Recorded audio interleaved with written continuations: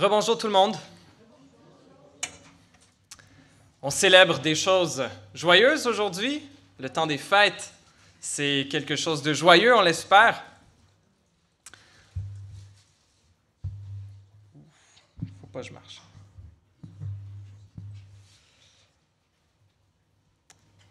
Et on sait que notre monde a besoin de joie. Notre monde a besoin d'espoir. Et laissez-moi vous poser une question. S'il y a quelque chose de déchiré dans ce monde que vous pouviez magiquement réparer aujourd'hui, qu'est-ce que ce serait? Pour certains, ça serait de régler le conflit entre les travailleurs des services publics québécois avec le gouvernement du Québec pour que les enfants puissent retourner à l'école et pour que les chirurgies arrêtent d'être reportées. Pour certains, peut-être, ce serait que la fin arrive à cette guerre en Ukraine qui dure depuis maintenant bientôt 2 ans. Pour d'autres, si quelque chose de déchiré pouvait être magiquement réparé, ce serait de mettre fin à cette guerre à Gaza qui dure depuis 2 mois et demi. Enfin, même mettre fin à ce conflit palestino-israélien ou israélo-palestinien qui date depuis 1947. Cette déchirure non seulement dans ces deux peuples, mais aussi dans toute l'opinion que le monde a par rapport à ce conflit. Et on est déchiré à savoir quel est le réel problème, qui est le principal responsable, et surtout, on espère quelle est la bonne solution vers l'avant. Peut-être si vous pouviez magiquement réparer quelque chose, ce serait une relation familiale brisée. Peut-être la relation entre vos parents, dont le couple est brisé. Votre relation avec un enfant. On va voir si on est capable de régler le boum-boum du micro. Réparer le micro qui fait boum-boum quand je parle trop fort. Merci, Benjamin. C'est-tu mieux, là? OK, super. Boum, boum. OK, c'est réglé. Donc, peut-être une relation déchirée bien plus proche. Une relation avec un parent, avec un enfant, avec un ami, peut-être au sein de votre propre couple. Est-ce que la réconciliation est possible dans ce monde déchiré? Eh bien, une des raisons que, comme chrétiens, on célèbre Noël, c'est parce que oui, nous croyons que la réconciliation est possible et que Dieu est venu nous apporter l'espoir de la réconciliation pour ce monde déchiré. Toutes sortes de gens célèbrent Noël avec toutes sortes de traditions. Il y a les chants de Noël qu'on vient de chanter. Il y a la bouffe de Noël dont on va profiter. Bon, ce n'est pas nécessairement la nourriture traditionnelle de Noël qu'on va manger, mais les fêtes de Noël, de parties de bureau, de famille, d'église, les cadeaux. Ça, c'est une bonne raison pour célébrer Noël. Joie des enfants, de tous les commerçants et des compagnies de cartes de crédit. On fête une des belles traditions de Noël, ce sont les décorations, les lumières, les sapins de Noël, etc. La musique de Noël, les films de Noël, les bonnes valeurs comme la générosité envers les plus démunis, l'unité, l'amour. Mais est-ce que ces bonnes valeurs ont une assise? Est-ce qu'elles ont une garantie? Est-ce qu'elles peuvent offrir un réel espoir à ce monde déchiré? Eh bien, ce que la Bible nous offre dans cette histoire de Noël, dans la célébration de la naissance de ce petit enfant, Jésus, appelé le Christ ou le Messie, c'est, comme la Bible enseigne, que Jésus est venu être le sauveur du monde. Mais qu'est-ce que la naissance exacte d'un petit bébé il y a 2000 ans pourrait bien avoir à faire avec des enjeux aussi énormes au niveau mondial ou des enjeux aussi personnels, secrets et douloureux? Comment Jésus peut-il vraiment apporter la réconciliation dans notre monde? Bien, j'aimerais qu'on regarde 3 éléments, 3 choses que Jésus est venu apporter pour permettre cet espoir de la réconciliation. Jésus est venu apporter d'abord la sagesse pour être réconcilié avec les autres. Deuxièmement, il est venu apporter la rançon pour être réconcilié avec Dieu. Et Jésus est venu apporter la puissance pour réconcilier les nations. Tout d'abord, la sagesse pour être réconcilié avec les autres. Ce petit enfant, né il y a plus de 2000 ans, et après avoir grandi une trentaine d'années environ, est devenu un rabbin, un professeur juif et qui se promenait à travers la Galilée, à travers la Judée au 1er siècle et qui enseignait à propos du royaume de Dieu. Et les gens de son époque étaient sidérés, étaient bouche bée parce que Jésus enseignait pas comme les autres. Même un des disciples de Jésus qui s'appelait Matthieu, ou Lévi, qui a été une des personnes qui a suivi Jésus de près pendant 3 ans, a écrit un récit de ce que Jésus a accompli parmi eux. Et dans cet évangile, l'évangile selon Matthieu, il est dit ceci, au chapitre 7, versets 28 et 29, que les foules restèrent frappées par l'enseignement de Jésus, car il enseignait avec autorité et non comme leurs spécialistes de la loi. Jésus amenait une sagesse qui n'était pas comme celle des autres de son époque. Et qui fait que même parmi les gens qui ne croient pas que Jésus est le sauveur du monde ou qu'il était divin ou quoi que ce soit, Jésus demeure dans l'opinion populaire quand même comme un des plus sages enseignants qui ait existé sur cette terre. Eh bien, j'aimerais d'abord vous proposer de considérer un texte où Jésus nous suggère la sagesse pour être réconcilié avec les autres. Jésus nous invite justement dans ce discours qui a fait que les gens étaient frappés par son autorité, au chapitre 7 de l'Évangile selon Matthieu, ce texte-ci qui est à l'écran, où Jésus a dit ceci. « Ne jugez pas afin de ne pas être jugés, car on vous jugera de la même manière que vous aurez jugé, et on utilisera pour vous la mesure dont vous vous serez servi. » Il utilise la métaphore suivante. « Pourquoi vois-tu la paille qui est dans l'œil de ton frère et ne remarques-tu pas la poutre qui est dans ton œil? Comment peux-tu dire à ton frère, « Laisse-moi enlever la paille de ton œil, alors que toi tu as une poutre dans le tien? Hypocrite, enlève d'abord la poutre de ton œil, alors tu verras clair pour retirer la paille de l'œil de ton frère. » On a tous vécu des conflits dans notre vie, certains qui se sont résorbés rapidement, d'autres peut-être qui durent encore aujourd'hui, peut-être depuis longtemps. Ce que Jésus nous invite à faire ici, c'est de considérer l'exercice de reconnaître nos propres torts. Car notre tendance naturelle est bel et bien de demeurer entièrement juste à nos propres yeux. Notre orgueil a une fâcheuse tendance à se donner des excuses pour nos propres torts tout en amplifiant ceux des autres. Nous sommes bien souvent aveugles à notre propre orgueil et à notre propre folie. Par exemple, considérez un collègue au travail ou un patron qui a certains défauts de caractère qui, vous en discutez avec vos collègues, sont évidents pour tous. Pourtant, ce n'est pas le cas du gestionnaire, ce n'est pas le cas du patron. Est-ce qu'il y en a en levant la main? Non, levez pas la main. Avez-vous déjà vécu quelque chose de similaire où on voit des défauts chez un autre et c'est évident, et pourtant l'autre ne le voit pas? Avez-vous considéré, chers amis, que ça pourrait même être votre situation? Où les autres voient des choses chez vous que vous ne voyez pas. Combien on peut avoir cette poutre dans notre œil dont on n'est pas conscient, aveugle à notre propre orgueil, à notre propre folie. Et Jésus, dans sa grande sagesse, était bien conscient que notre premier problème dans notre relation avec les autres, ce n'est pas eux, c'est nous. C'est notre orgueil. Jésus est venu nous interpeller à considérer nos propres motifs, nos propres torts. Si nous voulons être réconciliés avec les autres, nous devons considérer nous-mêmes être prêts à demander pardon.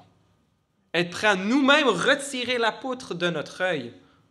Et Jésus dit, une fois que ce sera fait, alors tu seras en mesure d'aider ton prochain à enlever la paille dans son œil.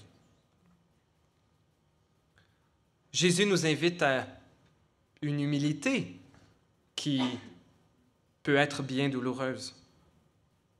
Jésus qui lui-même est venu démontrer cette humilité dans sa personne. La Bible nous enseigne que Jésus est Dieu de toute éternité, qui s'est incarné, qui s'est fait homme il y a 2000 ans en venant habiter comme un Juif au milieu du peuple d'Israël, comme quelqu'un de très ordinaire. Un des chants de Noël, je ne pense pas qu'on l'a chanté ce matin, dit ceci, c'est le roi des anges, voilé sous un corps humain. Et même dans les aspects de la naissance de Jésus, il y a une humilité désarmante de ce Dieu qui s'est fait homme, qui naît dans une famille pauvre, qui naît non pas dans un grand palais, comme on l'a chanté, mais possiblement dans une étable. Alors que sa famille est en voyage, déplacée par l'empereur romain de l'époque, César Auguste, à Bethléem, et tout ça en fait pour accomplir la prophétie que Dieu avait donnée par la bouche de Michée 500 ans plus tôt. Jésus naît au milieu des animaux et couché sur une crèche, sur une mangeoire pour animaux. Et Jésus va vivre une vie simple de travailleur, de charpentier, jusqu'à ce qu'il commence son ministère environ à l'âge de 30 ans. Certains considèrent que l'idée que Dieu se fasse homme pour venir marcher parmi nous est quelque chose qui retirerait de la gloire de Dieu. Bien sûr que Dieu ne pourrait pas faire ça, ce serait lui retirer sa gloire. On raconte cependant, apparemment de façon inexacte, la reine Marie-Antoinette, célèbre épouse du roi de France Louis XIV, elle n'avait aucune idée comment vivait le peuple. Et quand on lui expliquait à quel point le peuple était pauvre et en besoin, qu'il n'avait même plus de pain à manger, soi-disant, elle a répondu, ils n'ont pas de pain, qu'ils mangent de la brioche. Inconsciente que c'est pas juste que les gens n'avaient pas juste de pain et n'avaient pas d'option.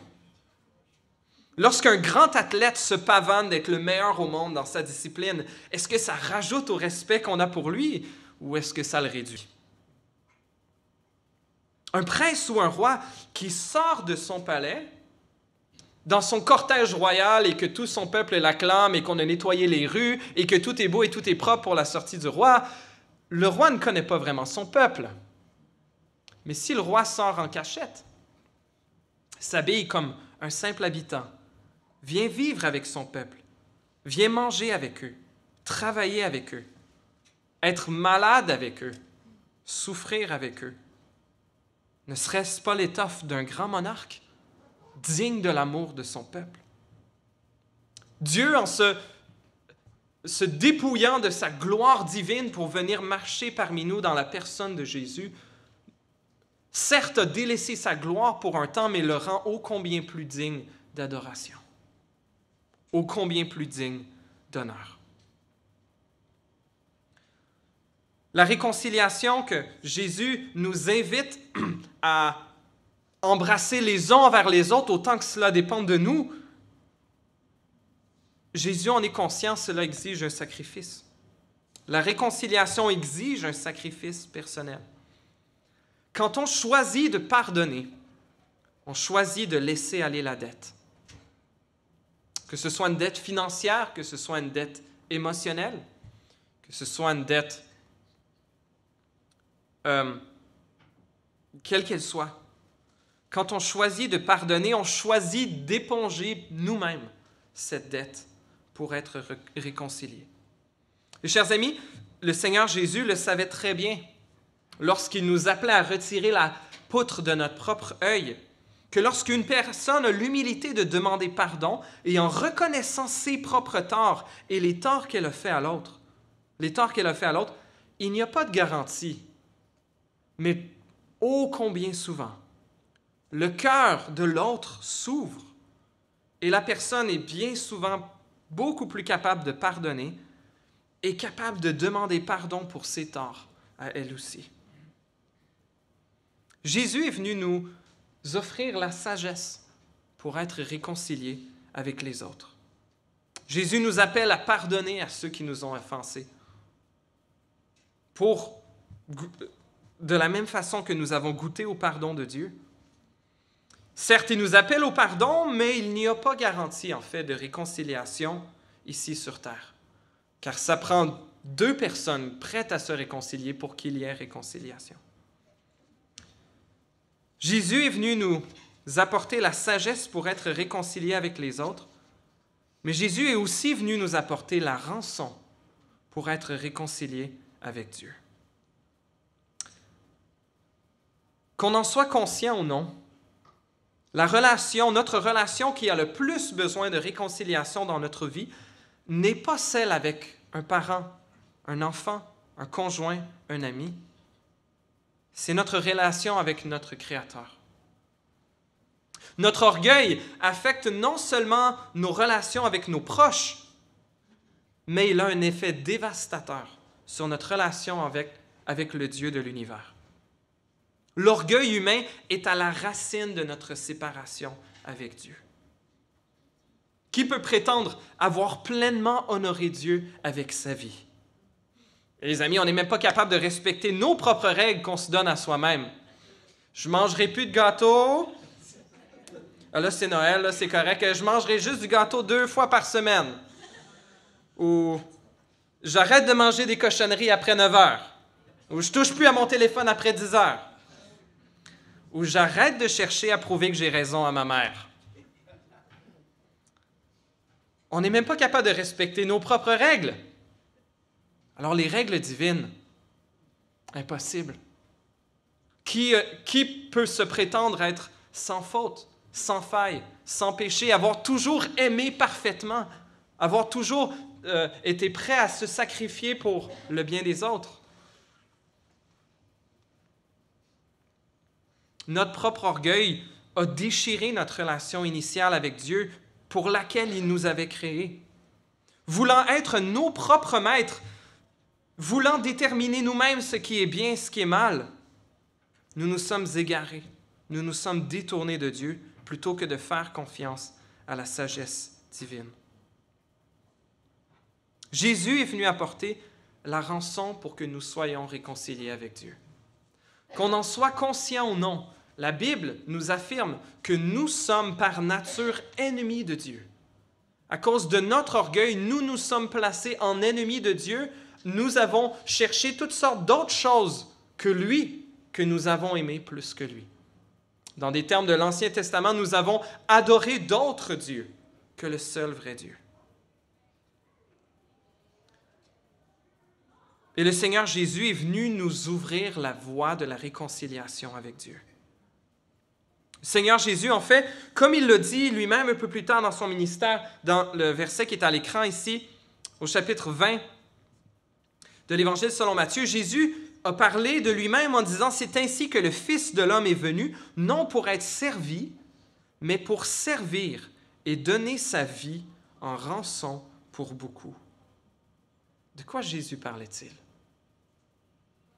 Dans l'Ancien Testament, dans l'Ancienne Alliance, sous le prophète Moïse, eh bien, Dieu avait donné au peuple d'Israël, à son peuple, des règles précises par lesquelles leurs fautes pouvaient être lavées. Il devait y avoir des sacrifices d'animaux qui devaient être répétés, ça devait être fait d'une façon précise comme Dieu l'avait demandé. Et beaucoup de sang a coulé parce qu'il y a eu beaucoup de fautes, beaucoup de péchés. En fait, la vie des animaux était offerte à la place de la vie de ceux qui les offraient avec foi dans la grâce de Dieu. Mais Jésus a dit que lui-même est venu pour donner sa vie en rançon. De quoi parlait-il? Dans un autre passage, l'apôtre Paul, dans la lettre qu'il a écrite aux habitants de Colosse, à la prochaine diapo, au chapitre 1, versets 20 à 22, dit ceci à propos de Dieu: « Il a voulu, par Christ, tout réconcilier avec lui-même, aussi bien ce qui est sur la terre que ce qui est dans le ciel, en faisant la paix à travers lui, Jésus, par son sang versé sur la croix. » Le prix de cette rançon, c'était son sang qu'il allait verser à la croix. Et Paul continue en disant: « Et vous qui étiez autrefois étrangers et ennemis de Dieu, par vos pensées et par vos œuvres mauvaises, il vous a maintenant réconciliés par la mort de son Fils dans son corps de chair, pour vous faire paraître devant lui saint, sans défaut et sans reproche. » Jésus, par sa vie, est venu nous apporter non seulement une sagesse pour mener nos vies selon une sagesse divine, mais il est venu pourvoir à la réconciliation dont nous avions besoin, que nous étions incapables d'accomplir par nous-mêmes. Une réconciliation, une dette qui dépassait de loin ce que nous étions capables de payer.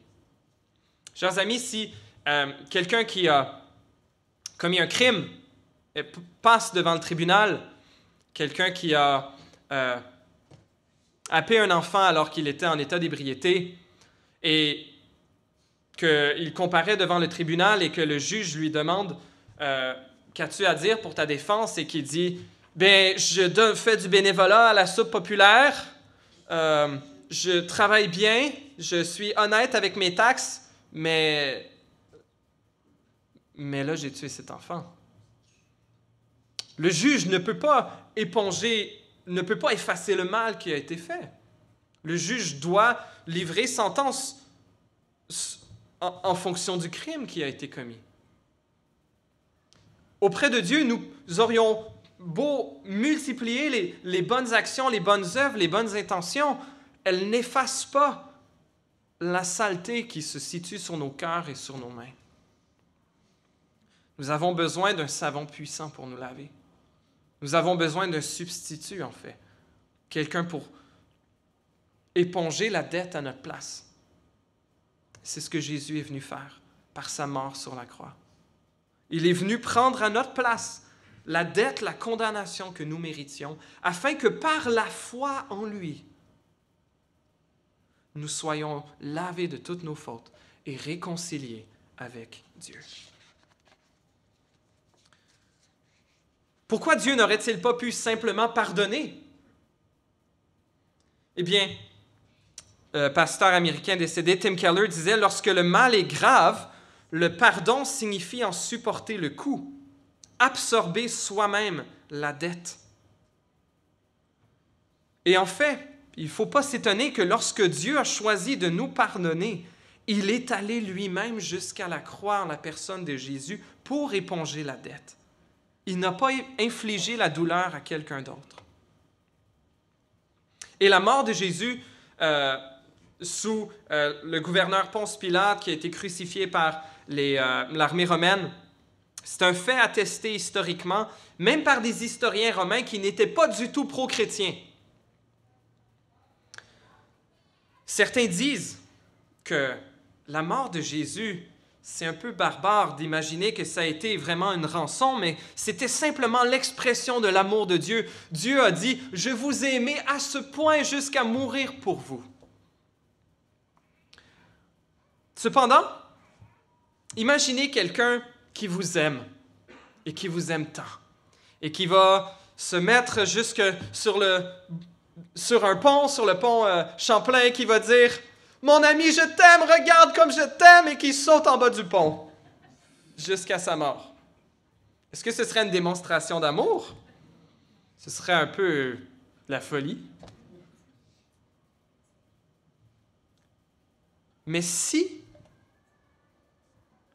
votre vie devait être, à cause d'un crime, si votre vie, on était dans un pays où il y avait la peine de mort, et que vous deviez passer à la peine de mort, et qu'un ami était prêt à dire, et que la justice aurait permis que cet ami dise « Non, je veux prendre sa place ». Et que cet ami prenne la peine de mort à votre place. Là, ce serait une mort qui démontrerait un réel amour, car il y avait une vraie dette à payer. La Bible nous dit non seulement que Jésus est mort sur cette croix, mais aussi qu'il est ressuscité, qu'il n'est pas demeuré dans le tombeau.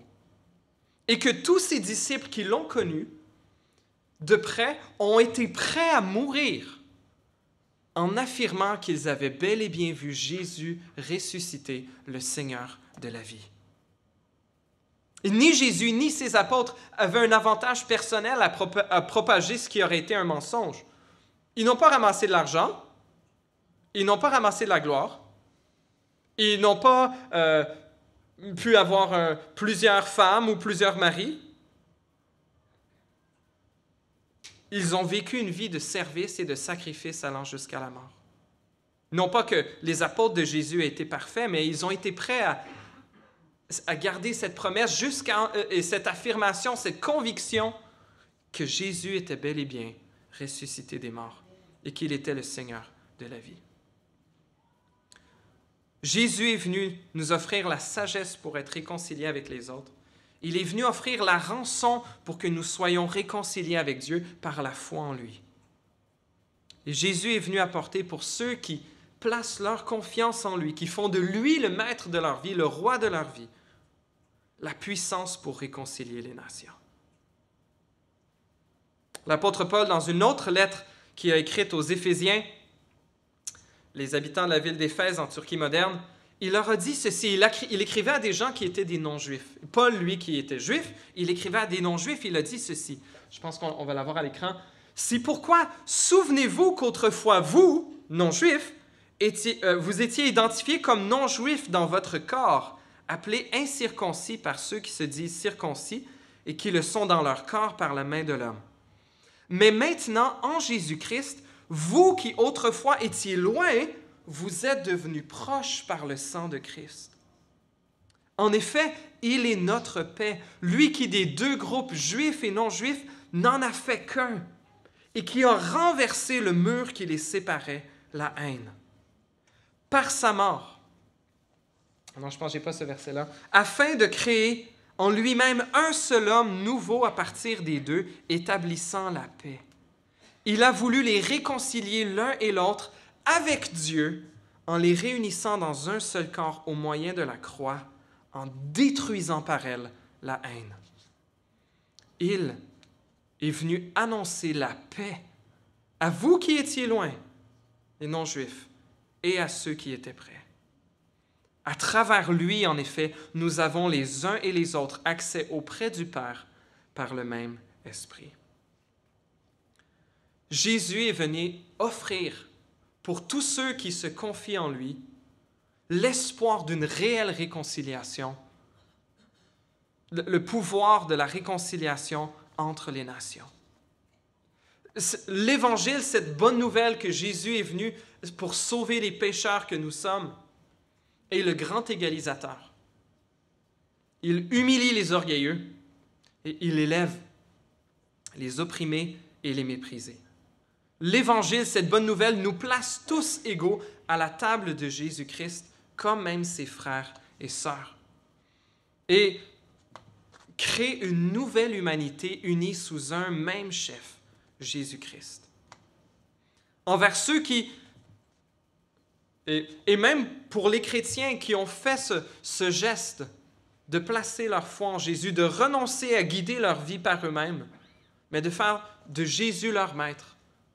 La Bible nous annonce que Dieu met dans le cœur de ceux qui croient en lui son esprit pour nous rendre capables d'aimer Dieu, pour nous rendre capables d'aimer notre prochain, pour nous rendre capables de nous réconcilier autant que cela nous est possible avec notre prochain et même la puissance de réconcilier les peuples les uns avec les autres.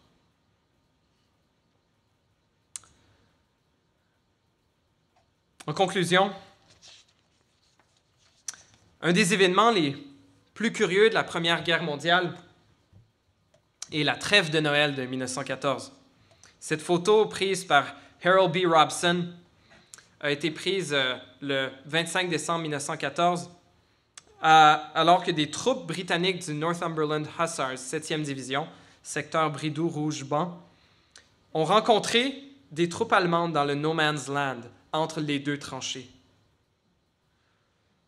On dit que les Allemands avaient érigé des arbres de Noël dans leurs tranchées, eux qui célébraient Noël le 24 décembre, et ils avaient commencé à chanter des cantiques de Noël en allemand, et que les troupes britanniques, quelques dizaines ou une centaine de mètres plus loin, ont entendu les cantiques en allemand, se sont mis à les chanter eux aussi en anglais. Et incroyablement, les Allemands ont proposé une trêve de Noël, que les troupes britanniques ont accepté sur des kilomètres de tranchées. Et les soldats ont quitté leurs tranchées et se sont retrouvés au milieu du No Man's Land pour se serrer la main, pour se souhaiter joyeux Noël. Ils ont d'abord enterré les morts qui étaient dans ce No Man's Land. Ils se sont échangés des cadeaux, chocolat, gâteaux, cognac, tabac, journaux, cartes postales. Et le lendemain matin, le 25 décembre, au moins un match de foot, match de soccer a été disputé entre les troupes anglaises et allemandes. Paraît-il que les Allemands ont remporté 3-2. Mais certains de ces soldats ont écrit à leur famille après et leur ont dit, pendant que vous mangiez votre dinde, j'étais en train de parler et de serrer la main des hommes que j'essayais de tuer quelques heures auparavant. C'était stupéfiant. C'était un jour de paix dans la guerre, disait un soldat romain. Il est dommage que ce ne soit pas une paix décisive, car cela n'a pas duré. Le lendemain, les hostilités ont repris, et ils ont repris pour environ 4 ans. Et cet espoir de paix que Noël apportait chez les troupes britanniques et allemandes n'allait pas durer, à cause de la folie des hommes. Mais la paix que Jésus est venu instaurer sur terre, pâlement observée le jour qu'on célébrait sa naissance, est une paix durable que Jésus garantit qui arrivera le jour de son retour. Un des apôtres qui a vécu avec Jésus vers la fin de sa vie eut une vision de la fin des temps. Et il a vu le jour où Jésus allait revenir et instaurer une paix finale, le jour du jugement, où ceux qui auraient espéré en Christ seraient avec Dieu, et ceux qui n'auraient pas répondu à son appel d'être réconciliés avec lui par Jésus seraient envoyés loin de Dieu pour l'éternité. Mais l'apôtre Jean dit ceci, il a entendu une voix qui disait « Voici le tabernacle de Dieu parmi les hommes, la tente où Dieu et les hommes se rencontrent. Dieu habitera avec eux, ils seront son peuple et Dieu lui-même sera avec eux. Dieu essuiera toute larme de leurs yeux. La mort ne sera plus. Et il n'y aura plus ni deuil, ni cri, ni douleur, car ce qui existait avant a disparu. Celui qui était assis sur le trône, continue Jean, dit « Voici, je fais toutes choses nouvelles. » Malgré que cet espoir de réconciliation puisse faire irruption déjà dans ce monde, particulièrement pour ceux qui sont prêts à recevoir la sagesse de Jésus, et particulièrement ceux qui reçoivent son offre d'être réconciliés avec Dieu, la pleine portée de cette réconciliation finale, de cette union de tous les peuples, aura lieu au jour où Jésus reviendra. Oui, dans ce petit bébé, né il y a plus de 2000 ans, l'espoir du monde était contenu. Il y avait vraiment de quoi chanter avec les anges. Gloire à Dieu dans les lieux très hauts. Paix sur la terre et bienveillance parmi les hommes. C'est ce que Jésus est venu apporter. La paix pour les hommes et la gloire pour Dieu. Soyez bénis.